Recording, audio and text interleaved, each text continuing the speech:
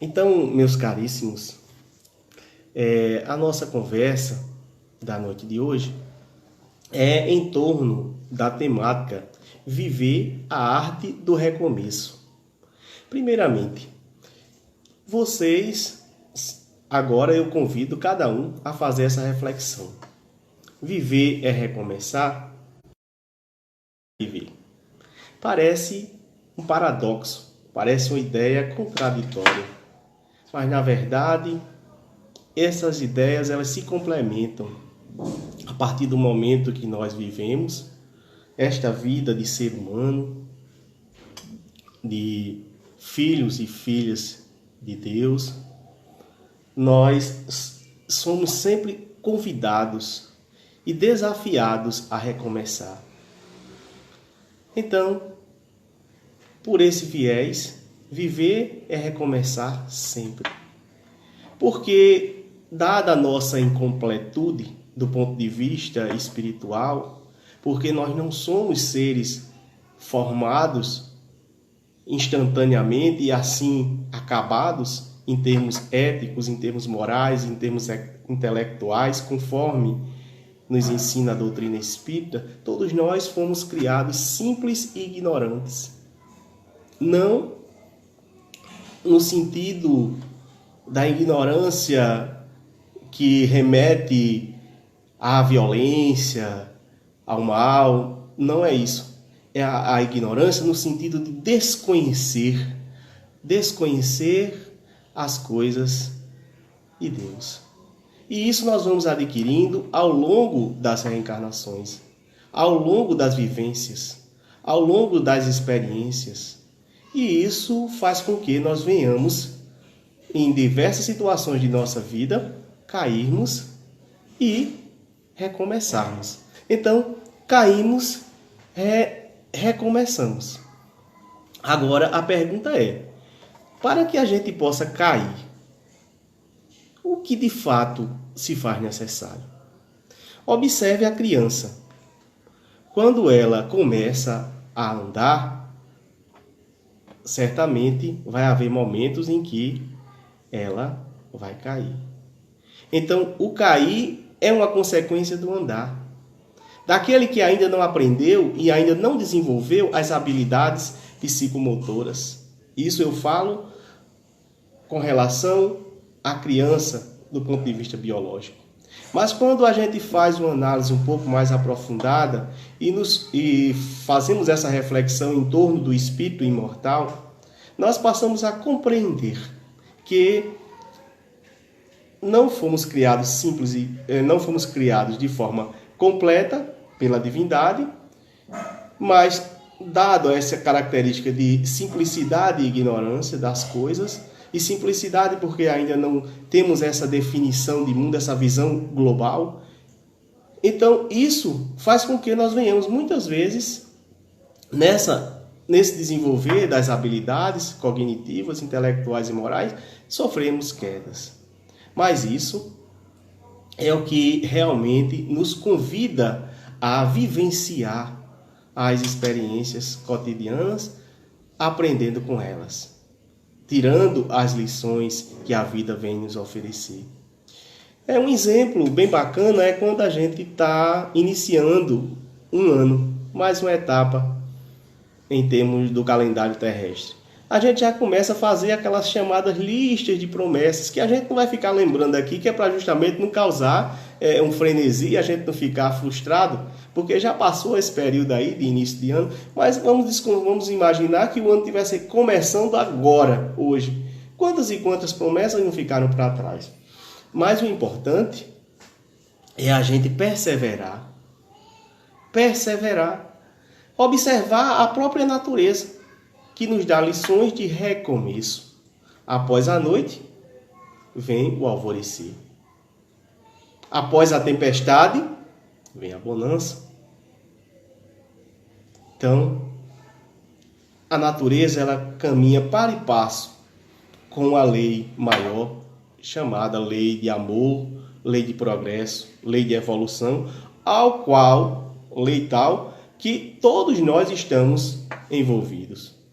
Independentemente de credo, de crença religiosa, a gente está nesse pacote chamada lei de evolução.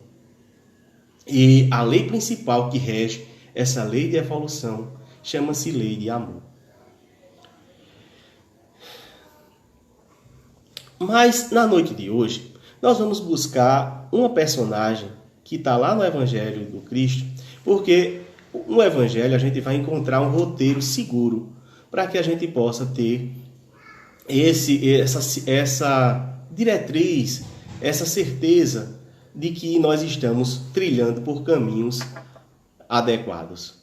E nós temos vários personagens no texto do Evangelho, da Bíblia, dos textos sagrados, que nos dão lições de renovação e de recomeço. Mas nós escolhemos uma para a noite de hoje. Trata-se de Maria de Magdala. Maria Madalena. É uma lição exemplar de renovação e recomeço. Primeiramente, nós temos que delimitar aqui esse tema para entender que é apenas um pequeno recorte que a gente está fazendo na extensa biografia dessa personalidade, dessa personagem que aparece registrada nos evangelhos, Lucas, Mateus, João. Eles vêm falar dessa personagem Maria de Madalena. A primeira vez que ela aparece nos textos do evangelho é quando o Lucas, ele vem dizer o seguinte, lá no capítulo 7, versos 37. E eis que uma mulher da cidade, que era uma pecadora, quando soube que ele estava à mesa em casa do fariseu, trouxe um vaso de alabastro com bálsamo e colocou-se a seus pés, por trás dele, chorando, e começou a lançar seus pés com lágrimas, e os enxugava com seus cabelos. E beijou seus pés, e os ungiu com unguento. E ele disse a ela, os teus pecados estão perdoados. Interessante, meus caríssimos amigos, é que por trás dessa passagem riquíssima que o nosso irmão Lucas, que também era médico, nos traz, apesar de não citar o nome da Maria de Magdala, ou de Migdol, que era uma cidade da Palestina naquela época, nós temos informações espirituais através do livro As Primícias do Reino, pelo espírito Amélia Rodrigues, onde ele trata da Rede Viva de Magdala. Divaldo Franco, ele vem, através de sua psicografia, nos informar acerca de Maria de Madalena. Interessante notar que, naquela época, as pessoas eram designadas, o seu nome, pelo patronímio. Ou seja, era, por exemplo, Simão Bajonas, Simão, filho de Jonas. Mas no caso de Maria, não há uma referência ao seu pai ou à sua mãe, mas sim à sua cidade, Maria de Magdala. Porque ela tinha uma influência naquela sociedade, ela era bastante conhecida naquela sociedade pelas pessoas que ali viviam. Tanto é que herdou o nome da cidade no seu próprio nome, Miriam de Migdol, ou Maria de Madalena. E ela era uma cortesã, de fato. Ela era uma cortesã. Inclusive, há também relatos bíblicos de que Jesus fez a cura nessa Maria de Madalena, expulsando demônios.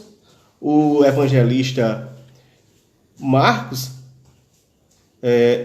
ele vai também trazer que ela estava presente naquele período lá em que o Jesus foi sepultado. E ela faz todo aquele processo e foi justamente a primeira pessoa para quem Jesus aparece. Agora, em que contexto se dá essa transformação de Maria de Madalena? Essa mulher que também foi curada pelo Cristo de 7 espíritos que a acompanhavam. Também tem essa narrativa no Evangelho. 7 daimons, Lucas vai dizer no capítulo 8, versos 2, vem dizer que delas saíram 7 demônios. apesar dessa palavra demônio ser traduzida para o português como ela vem do grego daimon, mas na sua tradução literal, a tradução seria espírito. Mas nós hoje falamos em demônios e não em espíritos, que na realidade são aquelas entidades que se vinculam a todos nós por afinidade. E Maria, como ela comercializava, como ela tinha esses desvios na personalidade, em termos na sua área sexual, porque ela era uma pessoa muito aperfeiçoada, muito bonita e desejada por pessoas daquela época, reis, imperadores, pessoas da alta sociedade que a buscavam, mas ela sentia essa necessidade de mudar. E foi quando ela se encontra com Jesus, primeiramente na casa de Pedro, né? E é uma narrativa belíssima, lá nesse livro que eu acabei de falar, a Rede Viva de Magdala, no livro As Premissas do Reino, pelo espírito Amélia Rodrigues, em que ela tem esse encontro com o mestre à noite. Ela tinha perturbações. Se fosse uma pessoa trazida para o contexto atual, Maria de Madalena era uma pessoa que sofria de transtorno obsessivo-compulsivo ou uma depressão profunda. Um transtorno de depressão ou de bipolaridade. Ela teria, do ponto de vista clínico, uma desses enquadramentos aí. Ou então, como diz o texto, possessão demoníaca. E que na realidade não existe. Se a gente fizer um estudo contextualizado, não existe uma possessão da forma como se imagina. Porque a possessão dá a ideia de que você perde totalmente a sua capacidade de raciocínio, a sua capacidade de agir. Você perde totalmente o seu livre-arbítrio como espírito que é. Mas na realidade não há essa possibilidade. Você pode ser manietado, conduzido, mas você não perde a sua identidade espiritual. Você não deixa de ser jamais, nós não deixamos de ser jamais espíritos eternos. Não há quem manipule eternamente, através de processos obsessivos, a nossa vida. Porque a vontade, que é essa força geratriz, ela é capaz de fazer essa modificação, essa mudança nas nossas vidas.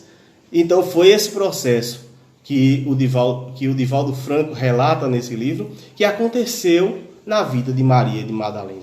Então ela teve esse encontro com o mestre, e ele, nessa ocasião em que se encontrava na casa de um fariseu que se chamava Simão, mas esse fariseu era um fariseu assim, que inclusive havia tido alguns encontros, o relato de Amélia Rodrigues, que ele já tinha se encontrado com a própria Maria. E quando Maria chega na casa dele, ele tenta refutar, ele tenta tirar a Maria de Madalena daquele contexto.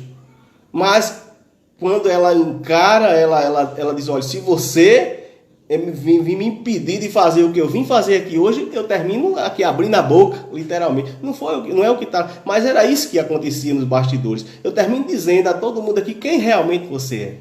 Então ele refutou, porque antes dessa leitura que fizemos, do ato em que Madalena lava os pés de Jesus com suas lágrimas, perfuma com unguento,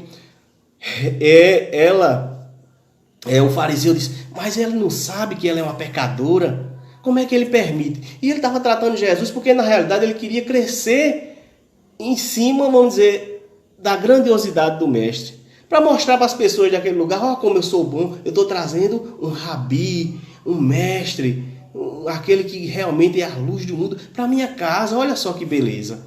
Mas só que na realidade ele queria ostentar, crescer com a fama do mestre. Quando na realidade ele não queria fazer esse movimento de transformação, enquanto que Maria de Madalena, arrependida, ela chorava copiosamente. E Jesus diz, mulher, por muito amar, os teus pecados estão perdoados. Aí ele não entende porque Jesus traz aquela sentença de perdão para ela, o Simão, o fariseu. Diz, mas como pode? O Senhor está perdoando pecado aí de pessoas aí? mas como pode se dar essa coisa aí? Ele disse, Simão, imagina se tu tens um senhor, eu sei que tu és negociante, próspero aqui nessa cidade. Imagina que tu tenhas um senhor que tem 2 servos, um que deve 500 sestércios, que era a moeda da época, e outro que deve 50. Mas nenhum dos dois tem condições de pagar. E o Senhor perdoa a todos 2 as dívidas. A quem você acredita que daqueles 2, quem é que deve mais amorosidade ao Senhor? Ele diz, claro, Senhor, que é aquele que recebeu o perdão de uma quantia maior. Disse, pois é o caso dessa irmã. Eu cheguei na tua casa, Simão, e tu não me recebestes como manda a tradição. Não lavaste a minha mão, não osculaste, ou seja, não me deste o beijo, que era uma forma de se confraternizar. Naquela época não tinha o coronavírus, viu? Então eles faziam isso. Havia aquela troca de carinhos dentro de uma lógica e de uma ética. E Jesus começou a pontuar. Você não lavou meus pés, você não fez nenhum tipo de afago. Enquanto que ela, desde que cheguei, que está aqui fazendo tudo isso para mim. Então ele quebra com os protocolos da época para demonstrar que há essa possibilidade de mudança, há essa possibilidade de transformação pela atitude no bem. Meus amigos, é rica os caminhos e as obras que tratam processos de transformação ético-moral do ser. E esse processo só se dá através da prática da caridade. E a caridade, em última razão, é a benevolência para com todos, a indulgência para com as imperfeições alheias e é o perdão das ofensas. No livro Almas em Desfile,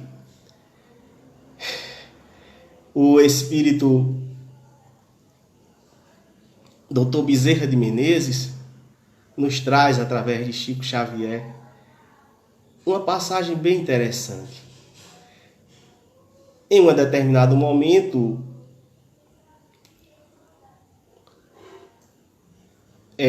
o médico, que também era médico, o Bezerra de Menezes, ele estava em sua casa e ele é abordado por um senhor chamado Quintino Bocaiúva, uma personalidade bastante conhecida. E o Quintino Bocaiúva, aflito, ele vem em busca de Dr. Bezerra, buscar informações e explicações, porque ele chegou para o Bezerra e disse, aconteceu um fato terrível na minha casa e eu estou chateado. Um dos meus serviçais estava manuseando uma arma e acidentalmente atirou e terminou me causando um susto muito grande. E eu estou revoltado, eu tenho que denunciá-lo para que ele responda na corte, para que ele realmente aprenda de fato a utilizar-se bem da prudência. E o Bezerra de Menezes, escutando aquela narrativa, no final ele pergunta, e aí, Bezerra, o que é que você acha dessa atitude? Eu devo ou não processar o rapaz? Aí Bezerra, que escutou tanto, disse, meu amigo, você tem todo o direito, você tem toda a razão de processar, de mover esse processo na justiça, se você jamais tivesse cometido nada errado para com as outras pessoas. E aí que ele faz aquela reflexão e acerena o coração. Alma em Desfiles, psicografia de Chico por Emmanuel, né? Corrigindo aqui. Então, ele vai dizer isso. Então, vem aquele momento da reflexão. Será que vale a pena a gente brigar por tão pouco? Será que vale a pena a gente estar desperdiçando os nossos pensamentos, as nossas vibrações em busca de quimeras, de rixas, de pensamentos negativos, de pensamentos que não constroem, de pensamentos que só vão trazer dor e sofrimento? Ou será que é melhor optarmos por trilhar em caminhos de paz, caminhos de fraternidade, caminhos de perdão. Porque o perdão é um remédio para as nossas almas. A nossa queridíssima Maria de Madalena, ela conseguiu exercitar o alto perdão. O alto perdão. Ela começou com aquela frase do mestre: os teus pecados estão perdoados. Veja que isso tem um efeito psicológico, psicoterapêutico profundo.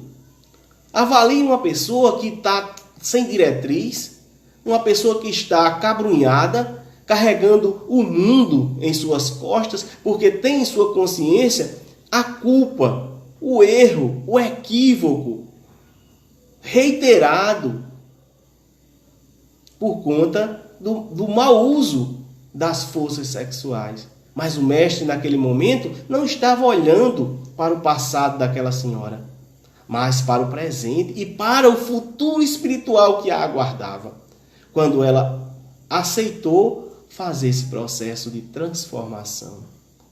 E quando ela chora, ela faz a catarse em termos psicológicos. Ela externa através dos olhos aquelas dores, aquelas mágoas, aquelas tristezas, aquelas angústias que ela carregava em seu peito, em seu coração.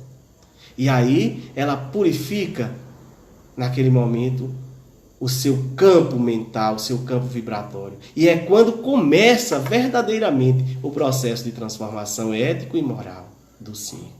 Porque a partir daí ela passa a acompanhar o mestre. Ela se desfaz de suas joias, de seus pertences. Ela é capaz de deixar aquela vida de promiscuidade para trás e recomeça a sua história, fazendo de forma coerente, de forma acertada. Tanto é que no momento da crucificação, estava lá ao pé da cruz, testemunhando o ato extremo do Mestre Jesus. Naquele momento em que ele perdoa toda a humanidade e dá aquele brado que ainda hoje ecoa: Pai, perdoai, eles não sabem o que fazem. E quando Jesus faz isso, ele está nos convidando a nos perdoarmos por nossas atitudes ainda infantis, ainda pueris, por conta do mau uso do livre-arbítrio, por conta do mau uso da inteligência emocional que ainda não desenvolvemos por completo, uma vez que não somos espíritos que atingiram um patamar de evolução sublime. Estamos aqui para aprender, para melhorar, para se fortalecer na fé, no trabalho, no bem. O Espírito Emmanuel nos traz também uma lição muito importante no livro Recomeço, intitulada Recomeço. Vamos lá. Não gastes a riqueza do tempo com lamentações improdutivas, nem destruas o valor das horas no fogo da agitação. É uma exortação. É uma exortação. Para que não venhamos nos lamentar de forma improdutiva. Avalie se Maria de Madalena ficasse a vida toda reclamando e maldizendo, sem fazer o movimento de buscar o mestre. Será que ela teria conseguido fazer esse processo de modificação e ter escrito seu nome na história do cristianismo como fez, se transformando numa verdadeira apóstola, discípula do Cristo? Porque ela não ficou somente no ato de receber as lições, não. Ela acompanhava o Cristo em todas as suas pregações, ficava assessorando, fazendo aquela parte de auxílio material, né, dos donativos, preparando comida, ajudando no que podia ao grupo. Estava ali presente por muito tempo, ficou oculto na história a presença feminina nos trabalhos do Evangelho Redivivo. Mas essa personalidade não pode jamais ficar esquecida, porque ela testemunhou verdadeiramente como se faz através da humildade esse processo de transformação ético-moral do ser, despertando a consciência para uma vida nova. E aí, depois que Jesus faz essa passagem para o mundo espiritual, que pede ao Pai, Pai, em tuas mãos eu entrego meu espírito, e retorna para o mundo espiritual, que aparece primeiramente para Maria, diz, e Maria vai dizer para aquele povo lá que eu não morri não, eu estou vivo, vai dizer que eu ressuscitei, que eu estou vivo. O Cristo vive. As pessoas não deram crédito, muitos dos discípulos não deram crédito. Maria de Nazaré, a mãe de Jesus, disse, Maria, eu acredito em ti, tu não estás louca, tu não estás tresvariada, eu acredito na tua informação, eu sei que o Cristo ressuscitou, que apareceu para ti de fato. E ela não ficou na lastimação, na lamuriação, pensando no passado de culpa, de erro. Ela saiu desse processo e fez esse movimento de mudança através do exercício do amor e da caridade, inclusive para com aqueles que não tinham mães, os abandonados. Ela encontrou os chamados réprobos, leprosos, pessoas que estavam exclusas daquela sociedade da época, porque tinham a lepra. E existia um lugar chamado Vale dos Leprosos. E ela passou a viver no Vale dos Leprosos, cuidando das feridas de cada um daqueles irmãos, em sofrimento e em dor, acolhendo no seu coração, com o seu carinho, com o seu cuidado, aquelas pessoas que vagavam e que não tinham, muitas vezes, o amparo daquela sociedade, mas o amor de Deus e o auxílio dos corações vinculados à tarefa de amor nunca deixou de existir.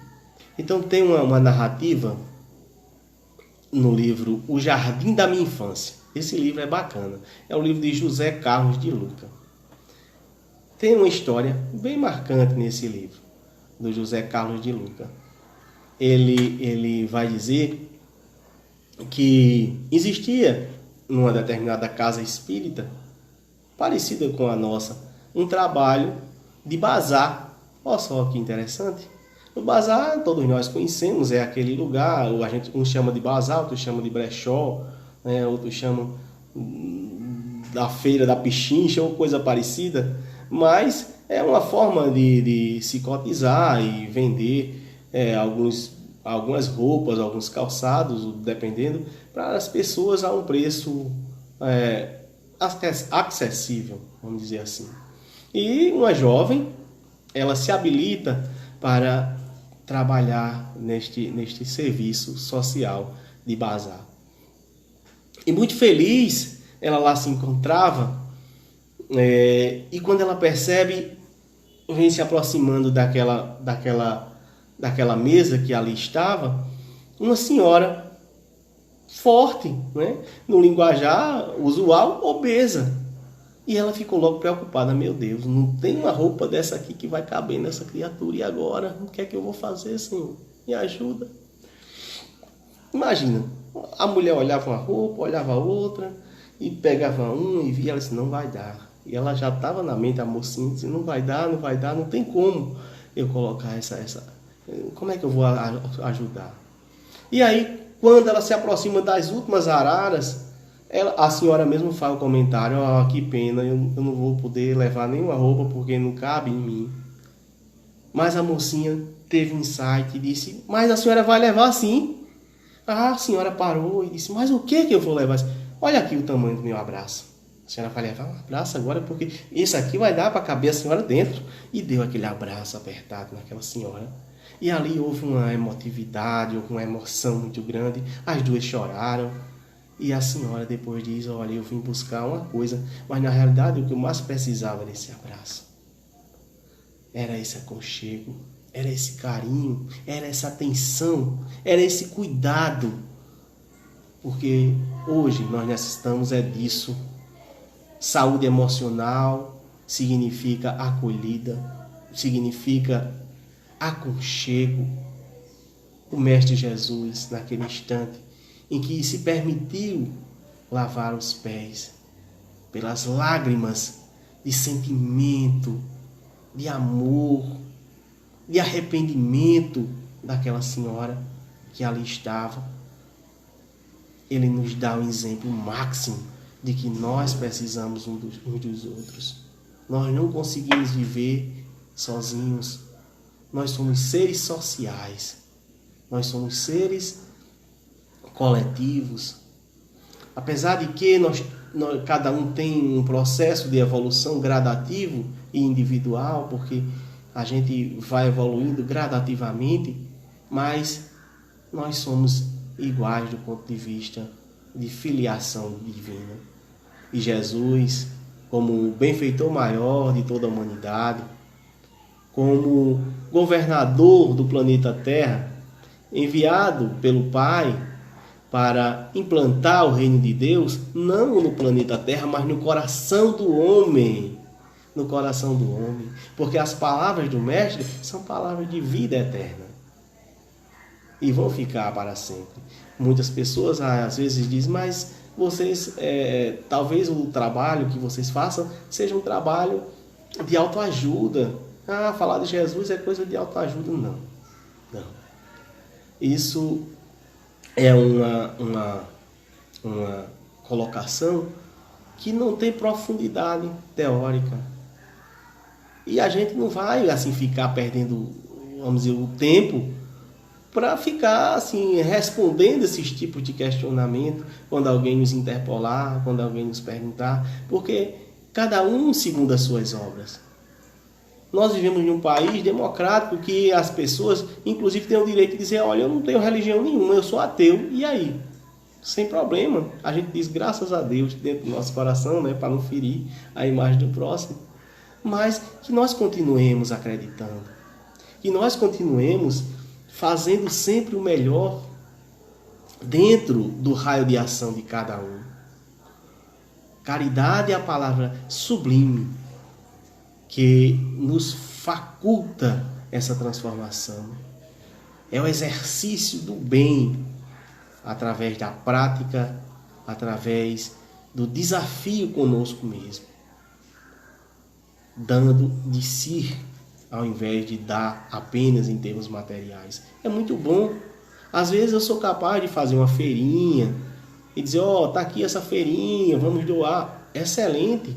A gente assistiu aquela família que está necessitada, mas muitas vezes falta aquela atitude de cumprimentar um irmão quando a gente chega num determinado ambiente.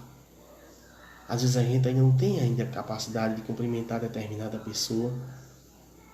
Então comecemos a fazer reflexões, porque nós necessitamos dessa paz interior e descobrir o porquê de ainda não termos condições de perdoar como deveríamos, de amar como Jesus amou, como dizia aquela música de Padre Zezinho. Porque ao chegar ao fim do dia, eu sei que eu dormiria muito mais feliz. Será que a gente está dormindo muito mais feliz? São essas reflexões, caríssimos amigos, que nós fazemos nesta noite, para que nós possamos vivenciar essa alegria de estarmos juntos, mesmo que distantes. Imagina você ficar junto estando distante, porque na realidade o que nos une não é o físico apenas, mas são as energias, são as vibrações, são os sentimentos de carinho que temos uns para com os outros. E se ainda não os temos, vamos desenvolvê-los enquanto é tempo. Vamos fazer nossas vibrações, nossas orações, nossas preces por toda a humanidade, pela família. Então, meus queridos, minhas queridas amigas, forte abraço, muita paz e que Deus nos abençoe hoje e sempre.